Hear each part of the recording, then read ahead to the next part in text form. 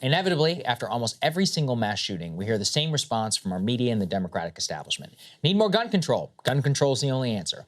President Biden is nearly on repeat with it after a spate of mass shootings in recent months, and you get basically the same treatment from the media.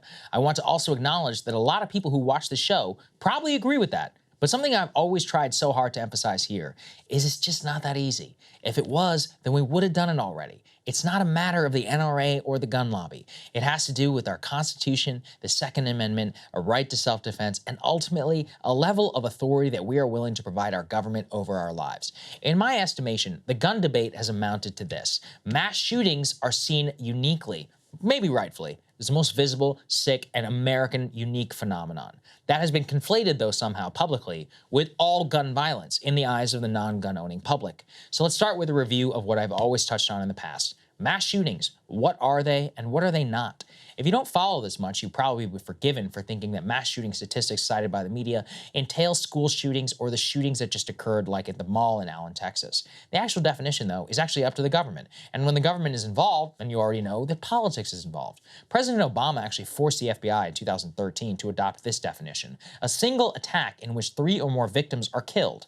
On its face, I guess it sounds reasonable, but is it? Consider U.S. firearm homicides and the type that they are involved in. Mass shooting accounts for only 0.1% of all deaths. Sadly, the vast majority of homicides, especially those that involve 3 or more people, are those that involve a family member or an acquaintance or by an intimate partner. A stranger killing another stranger is only about 25% of all homicide, and that is almost all crime.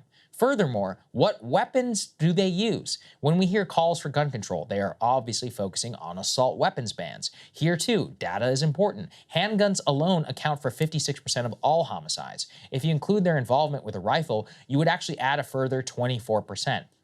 A so-called handgun ban is really the only type of ban which would work somewhat, and nobody proposes that. Why? Because it's completely unconstitutional. In fact, as I have laid here before, there's absolutely zero statistical evidence to say that an assault weapons ban would have any impact whatsoever on mass shootings. The other pet policy proposal of the establishment and the media is a high-capacity magazine ban, the theory being that shooters would need to pause and to reload. This would allow first responders critical moments as well as reduce the initial amount of deaths.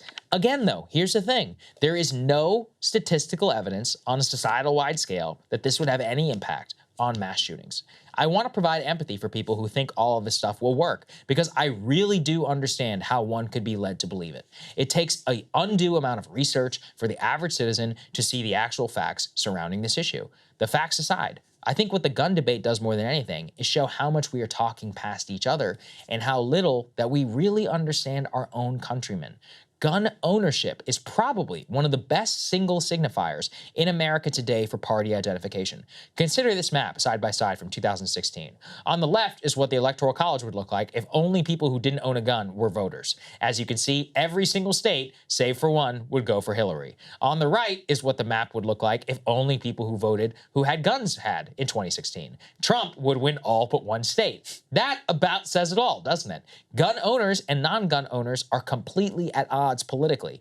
But what I would argue is it's downstream from culture. For the non-gun owners, guns are inexorably linked to violence, both by the state and by criminals, including mass shootings. Connotations around them are dark, better left unsaid, in most cases outside the realm of polite society. Banning them seems just like the easiest option.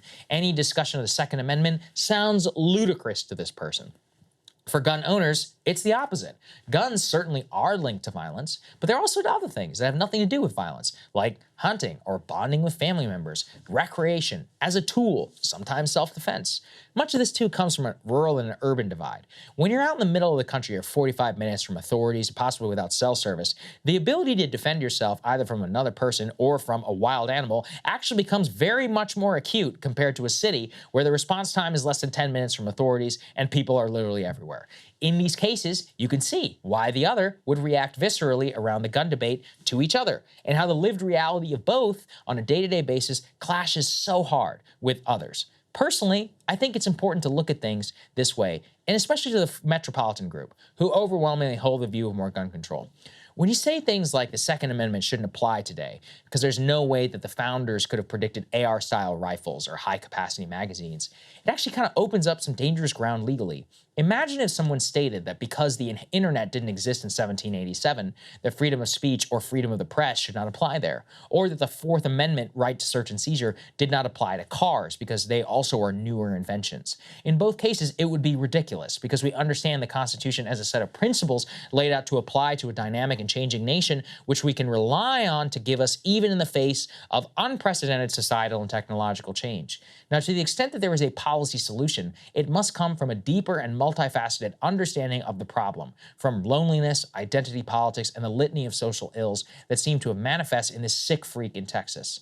In other words, it won't be easy, but that doesn't mean that we still don't have to deal with it. So that's always where it comes. Hey guys, ready or not, 2024 is fully upon us now, and Saagar and I have been brainstorming ways that we can really up our game for this critical election. Yeah, we rely on our premium subs to expand our coverage, to add staff, to upgrade the studio. We just want to give you the best independent coverage of this election, which is possible. So if you can help us out, become a premium subscriber today, breakingpoints.com, or the link is down here in the description video. It really means the world to us, and if you like what we're all about, this is the best possible way to keep us 100% independent, working only for you.